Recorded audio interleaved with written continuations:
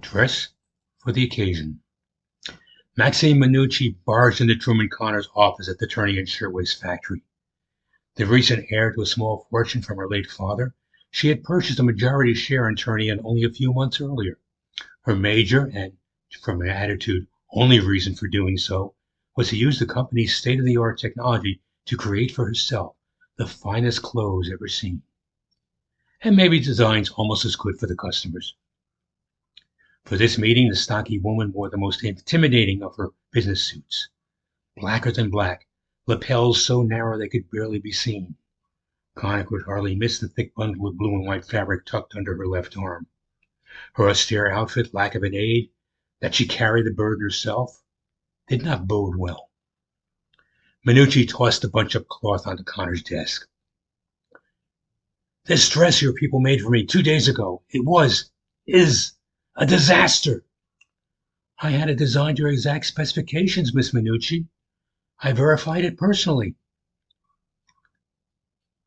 What I gave to you, to your people, was only a rough draft. I expected a so-called expert in the fashion industry like yourself would properly embellish it.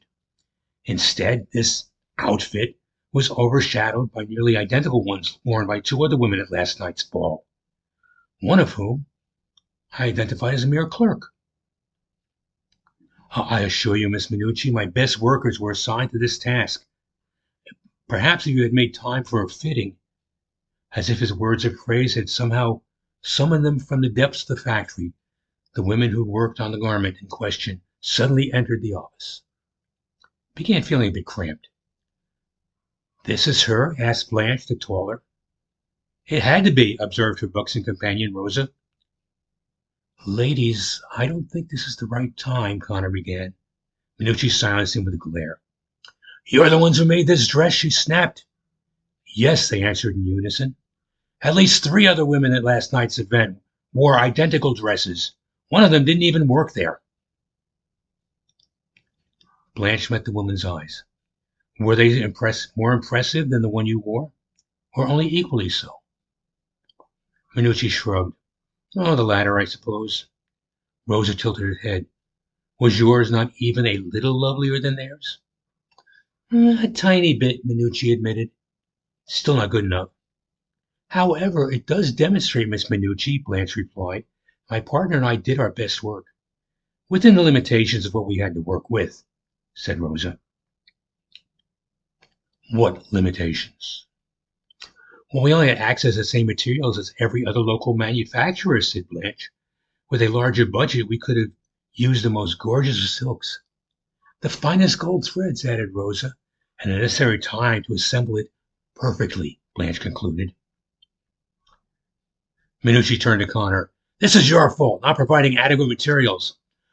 Turning and Shirtwaist does well enough, better than most competitors, but we haven't the resources for such high-grade materials. No one has.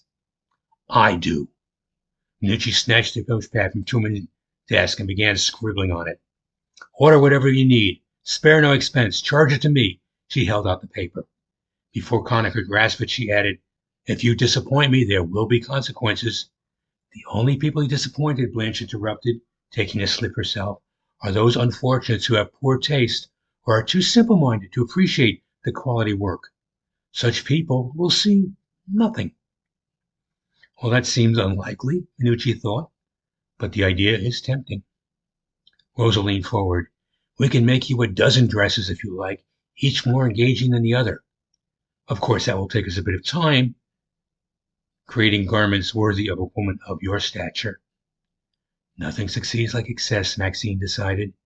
Very well, next week I am formally unveiling a statue of my late father, Arnold Minucci, in front of the railroad station across here. You will finish my dress in time for that event.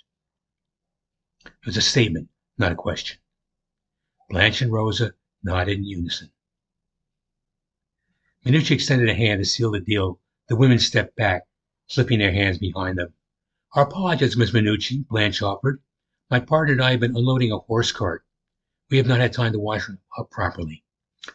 Rosa nodded. Not every supplier can afford a fleet of steam-powered vehicles. These days, too, Blanche pointed out, there's always a danger of plague, however slight, her partner added. Your concern is appreciated. Minucci lowered her hand. Now I must be off to an appointment with a homeopath. And with those words, Maxine Minucci spun about to march out of Connor's office.